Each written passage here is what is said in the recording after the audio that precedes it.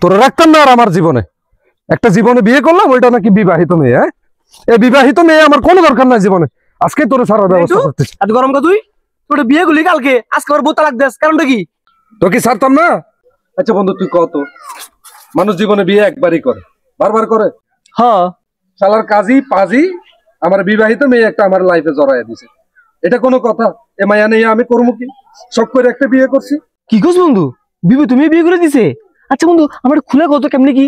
Phone তাইলে বিয়ে তো করছি। হ্যাঁ, বাসর ঘরে যাওয়ার সময় এক গ্লাস দুধ নিয়ে গেছি বউর জন্য, আদর কইরা। আমার একটা মাত্র বউ, আদর কইরা নিয়ে গেছি।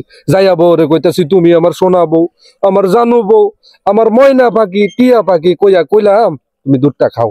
আমি নিজের হাতে আনছি তোমার জন্য এক গ্লাস দুধ। তারপর সে আমারে কি কইলো জানোস? কি কইছে কত? কয় তুমি কেন গ্লাসে করে দুধ আনতে যাবা? আমি জানি বউ স্বামীর জন্য বাসর ঘরে গ্লাসে করে দুধ নিয়ে আসে, এখানে তোমার নিয়ে আসার কাজ কি? তুমি কেন আনতে যাবা? তো পাগল কয় কি? হ্যাঁ, এ সামান্য একটা ব্যাপার নাকি বুঝাতে হয়? এটা তোর স্বাভাবিক মনে হয়? হ্যাঁ, আসল ব্যাপারটাই এখানে তুই বুঝছ নাই, আমি বুঝছি। এ কেমনে জানে বাসর রাতে বউ স্বামীর আইনা দুধ খাওয়ায়? হ্যাঁ, এই আগে নিশ্চয় বিয়ে করছে। বন্ধু কার বউ যে আমি বিয়ে করে লই আসি বন্ধু, আমার মাথায় ধরে না।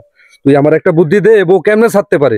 এ বউ আমি আর রাখতাম না, আর জীবনে আমি এ বউ রাখতাম না, 1 মিনিটও রাখতাম না। আমার বুদ্ধি দে।